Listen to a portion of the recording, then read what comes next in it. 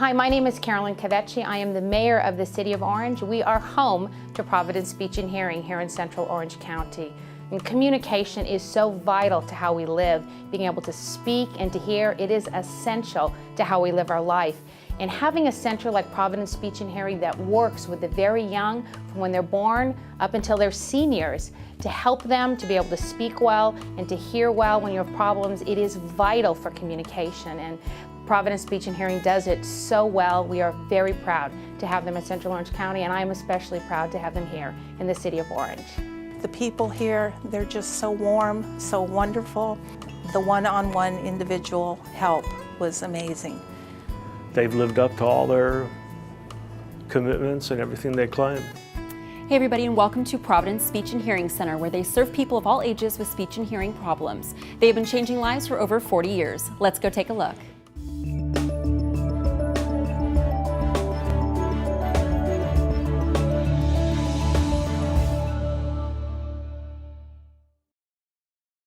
Hey everybody, I'm here with Linda Smith. She is the CEO of Providence Speech and Hearing Center. We're just inside the facility and we wanted to speak with Linda and just find out a little bit about Providence and its history. Well, great. Behind you, you'll see our donor wall, which we just unveiled, and it is both a timeline of the organization and a recognition for all of our donors and sponsors, without whom we wouldn't be here today. Of course. So let me give you a little overview of the timeline. This is our founder, Dr. Margaret Ann Inman. Margaret Ann was a speech pathologist as well as a Sister of Providence, which you can see. She came out to California and was actually working at St. Joseph's Hospital across the street from us before Children's Hospital was even built. And it was there that she identified a group of children with communication challenges that were not moving ahead in school. And a physician there actually encouraged her to start a clinic.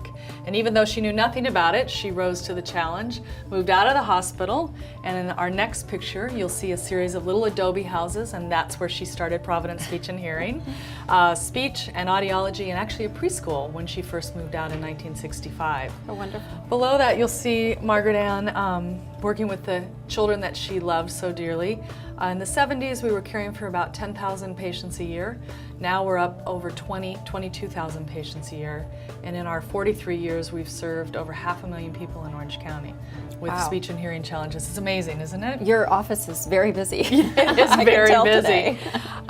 She had a lot of support in the community, which we're also recognizing on our donor wall. But in the 80s, they helped her purchase these houses and build the building where we are today, which was dedicated in 1985.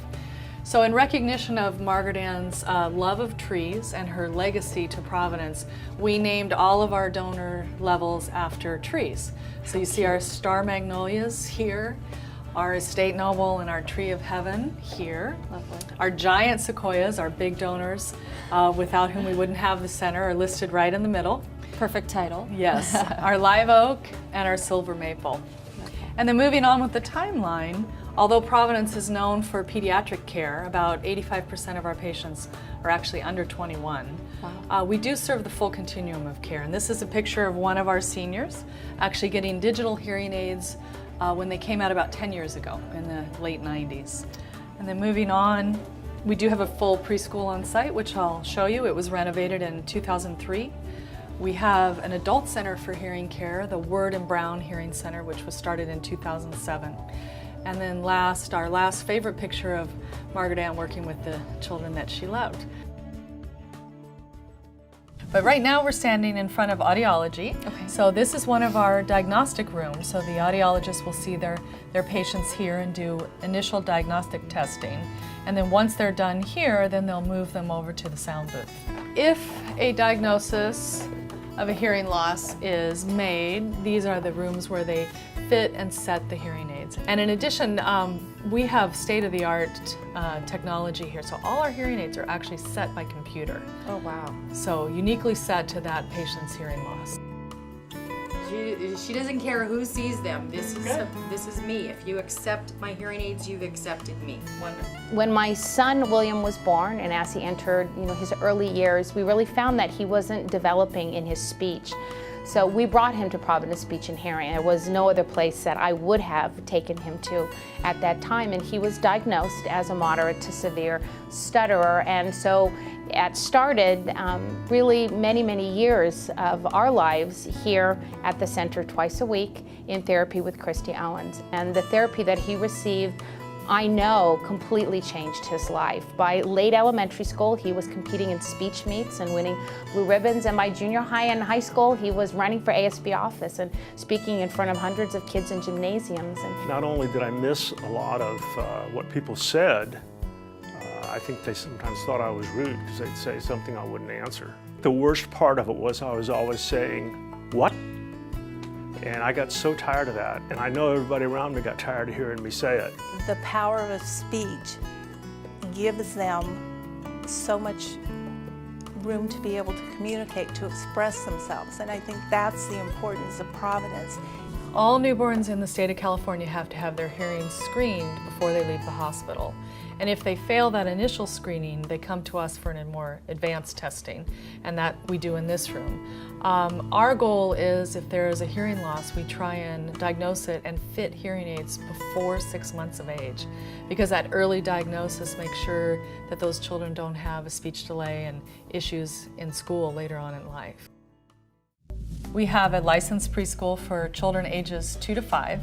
About 50% of those children actually have special needs, and the other 50% are typically developing.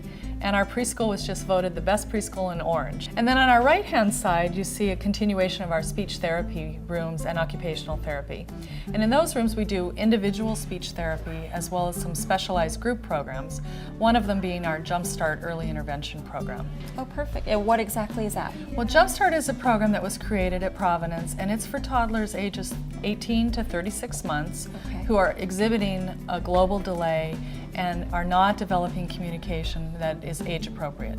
So they come to us, to a class that's taught by a speech pathologist and a language aide 3 times a week for 2 hours each. And the whole design of the program is to elicit language. And we have an amazing success rate. Up to 94% of those children go on to regular preschool, so no special education. It's really a phenomenal achievement. This is our wonderful playground that was built about 4 or 5 years ago through a fundraising campaign. And both our preschool and our Jumpstart children utilize the playground. So it's really great because we have our typical developing children integrating with our special needs kids. And all the equipment is set up for special needs, and we have these wonderful shades overhead. And It's just a fun place, it looks like.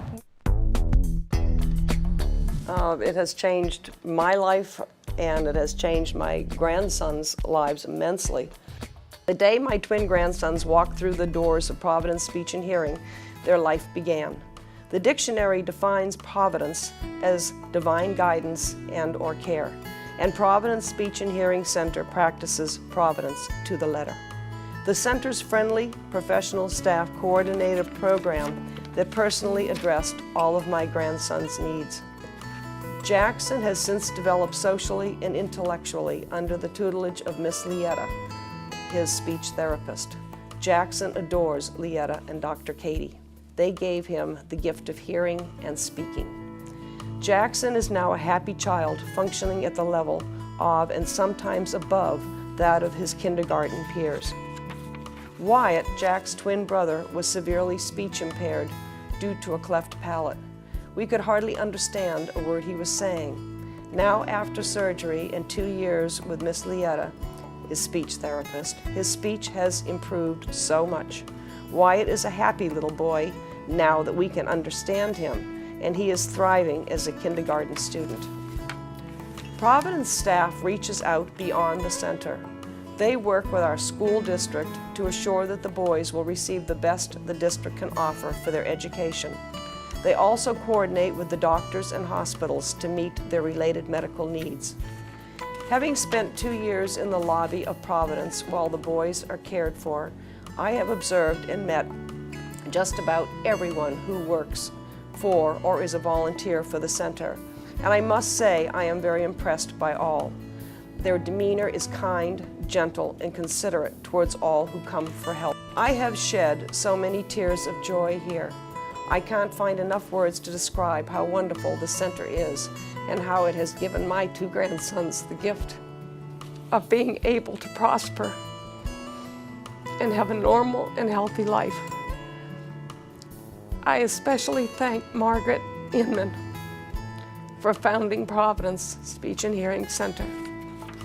And I'm sorry for my emotions, but I'm a happy person. Thank you. And I just have to thank Providence so much because they've given me 2 awesome grandchildren who will be productive and of benefit to this world. And I wish I had $1 million because I'd love to be able to give that to Providence because they've given my family so much. The cost was tremendous for us. Our insurance didn't cover it, and the school district wouldn't cover it. And I'm very blessed. We were able, at those years, it was a struggle for us to pay for the therapy, but we were able to squeak by and do it. But I know that there are families out there that can't afford the type of therapy that William needed to go through. And the lives that this center changes and the positive impacts it has, not only on my son's life, but on hundreds of children and seniors and families all throughout Orange County. That's a number that can't be measured, and those people need help.